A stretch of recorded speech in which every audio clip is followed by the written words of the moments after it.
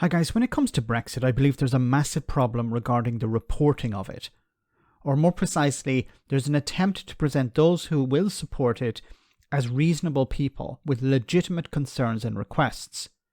Journalists play this sort of game where they treat the ERG and the DUP as political groups that are deeply concerned about something, and that something needs to be acknowledged, understood and engaged. Basically, they need to be treated as ordinary politicians. This is a massive blind spot, and it allows the public to fall into a very dangerous trap. And it isn't limited to journalists who are in support of Brexit, but also those who critique it. Here Rachel Cunliffe of the New Statesman, a respected journal, gives Brexit supporters more credit than they deserve.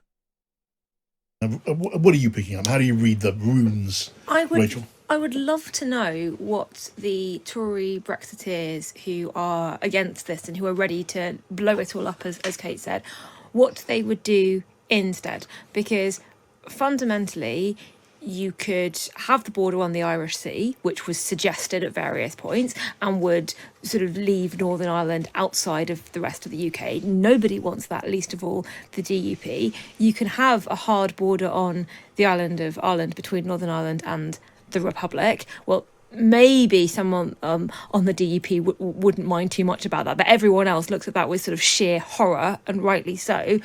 Or, and it does feel like this is sort of the Jacob Rees-Mogg approach, you can try and convince the Republic of Ireland that really they want to leave the EU too, and then we wouldn't have this issue. We'd have our border between the British Isles and mainland Europe, thank you very much, no issue at all. But short of kind of going over and invading the Republic of Ireland and saying we're going to Brexit for you, there isn't a solution here that doesn't involve some degree of compromise with the EU and some degree of oversight from EU regulators. So I'm not saying it's Rishi Sunak's deal, which none of us have seen, is ideal or will solve all of the challenges, and clearly it won't, and clearly it can't please everyone. But I don't see what the Tory Brexiteers are angling for as an alternative. It does feel a lot like 2018 in the words being used, the narratives, the vibes, the characters in play. Certainly there's some nostalgia there, but the country has moved on. People are basically sick of talking about Brexit. They're much more concerned about the cost of living crisis, energy bills, the NHS strikes, any number of other things. We don't want another couple of years wrangling over this. The Tory Party doesn't have the support to get Brexit done that it did, because it tried that once already. So what do the ERG want? What are they suggesting? Yeah, but the ERG don't want anything. And this is the problem. You're treating the ERG and the DUP as legitimate politicians. Now they have been elected. I'm not questioning that. But they're breakers. They're not interested in fixing problems. They're not interested in finding solutions. Normally, political parties, there's a problem, they try to find a solution. Now, you can agree with the solution, you can disagree with the solution. But when it comes to the ERG and the DUP, they're not interested in finding solutions. And I really wish journalists would point this out. The DUP are the party of no. The ERG are the party of we just want as hard a Brexit as possible. We don't care about the consequences. We didn't know what the consequences of Brexit were going to be. But we sold it to the public anyway. These are parties that are not interested in finding solutions. When it came to the Northern Ireland Protocol, businesses in Northern Ireland met with EU officials. EU officials listened to the problems. There are problems, of course. I'm not saying that the Northern Ireland Protocol is perfect. Of course it's not. But the EU officials listened to the problems businesses are facing and provided solutions. That's what needs to happen. What solutions are the ERG presenting? Nothing. What solutions are the DUP presenting? Nothing. They're only interested in creating problems. And we've seen before when the DUP introduced problems in the past, the EU resolved them. There was no acknowledgement of that resolution. And then the DUP started looking around for more problems. I said this before, the DUP they don't care about the Northern Ireland Protocol. Truly, they want a border on the island of Ireland. That is their goal. And their friends in the ERG probably agree with that too. But I don't actually think the ERG know what they want or actually care about wanting something. They just want to create problems. Their goal is to bring down Rishi Sunak and they see this as a tool. They don't care about the consequences for Northern Ireland, the people of Northern Ireland, businesses in Northern Ireland. They never did in the past. Why should they care about it now? None of them are advocating for the protocol. They understand, I'm pretty sure they understand, that the protocol is allowing businesses in Northern Ireland to have a unique privilege where they can sell goods into the EU single market and the British internal market. No other part of the world has that.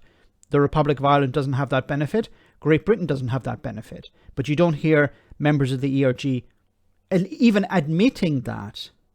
Even saying, yeah, well, look, we're against the protocol, but yes, this is a benefit. You won't hear that. You won't hear it from the DUP either. Everything is bad about the protocol, nothing good. I'm being honest here, and I'm saying there are problems with the protocol. But in order to fix those problems, you sit down and you discuss them with EU officials and UK officials. That's what should be happening. Instead, journalists and politicians in Great Britain in particular are going around in circles trying to pander to the ERG, trying to pander to the DUP. And it doesn't work because these people are not interested in solutions. Now, how do you fix this problem? I've said this before. The solution is you face them down. You call them out. The ERG, ignore the ERG. The ERG are not interested, as I said, in solutions. So Rishi Sunak should ignore them. If necessary, remove the whip. Boris Johnson was happy to remove the whip when it came to getting his way when it came in Parliament, when he got rid of Remainer politicians within his party. Rishi Sunak could remove the whip from the ERG. That's an option. That would eliminate his problem, but he won't do that. He could go to the Labour Party. They have already said that they would support any deal that he wants to push through Parliament. So that's a solution. When it comes to the DUP, you say to the DUP, our way or the highway. You face them down. You say, if you don't like it, we're going to rule from Westminster. We're going to bring in the Irish government and we're going to work together in fixing problems in Northern Ireland. And you will be left outside. And that's going to harm you at the next election.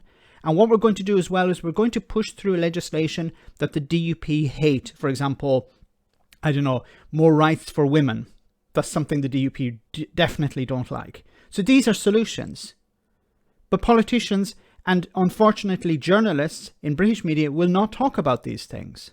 Why? Why are you treating the DUP as a legitimate party when it comes to the Northern Ireland Protocol? They're not interested in solutions. This pandering is frustrating because they're not presenting legitimate problems. They're not saying these are problems and we want to find solutions to them. No, they're interested in only creating problems and finding and allowing others to come up with solutions. And then as soon as a solution has been found, they're quiet about it and they go looking for another one.